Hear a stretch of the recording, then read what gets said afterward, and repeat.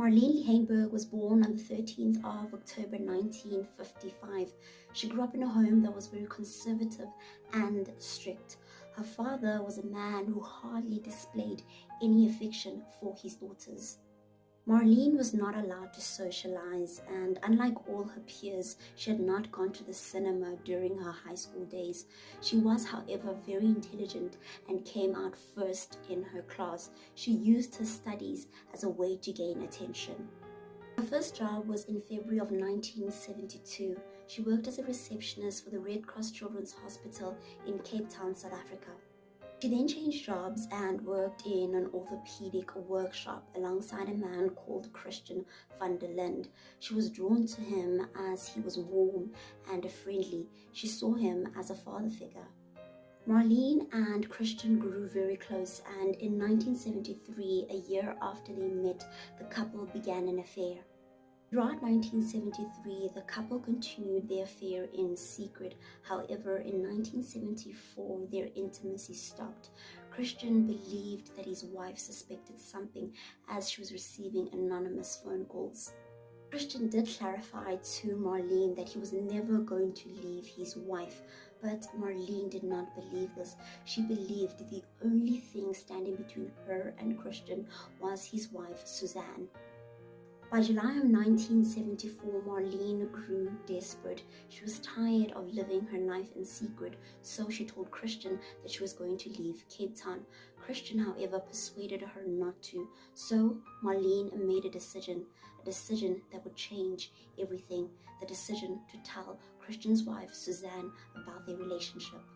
She called Suzanne for the first time and told her that she loved her husband, but Suzanne hung up.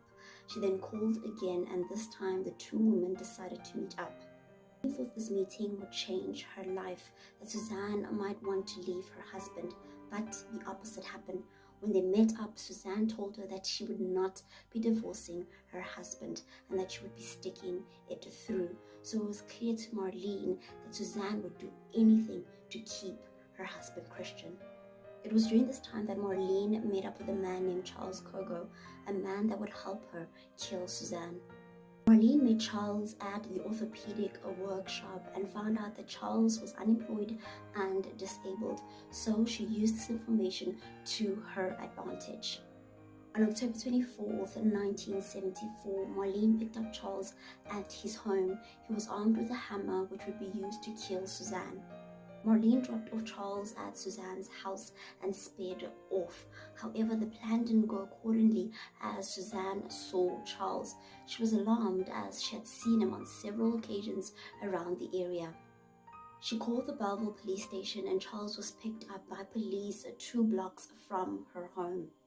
After repeated failed attempts by Charles to kill Suzanne, Marlene decided to take matters into her own hands. On the 4th of November 1974, at around 8:30 a.m., Marlene, armed with a pistol, arrived at Charles's home and they drove to Suzanne's house. There are various accounts as to what happened when they arrived at Suzanne's house, but it is reported that both of them rang the doorbell, and when Suzanne opened, she saw it was Marlene and Charles. She was frightened and threatened to call the police. Marlene tripped Suzanne as she tried to run away, and Suzanne fell to the ground and hit her head on the door. As she was on the ground, Marlene struck her with the pistol she had. Marlene handed Charles a pair of scissors which were by the sideboard. Charles stated that he stabbed Suzanne 3 times. However, the pathologist refutes this, stating that there were 7 stab wounds, 6 of which were penetrated in the chest. After an extensive investigation, Marlene and Charles were arrested. Their trial began on the 5th of March 1975 in the Cape Town Supreme Court. Both of them were sentenced to death.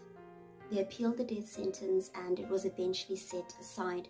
Marlene was handed down 20 years in prison and Charles 15 years. However, he was released in 1986 and he became a preacher.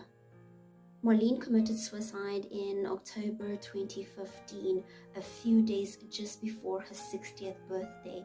She suffered from osteoporosis and had just been diagnosed with breast cancer.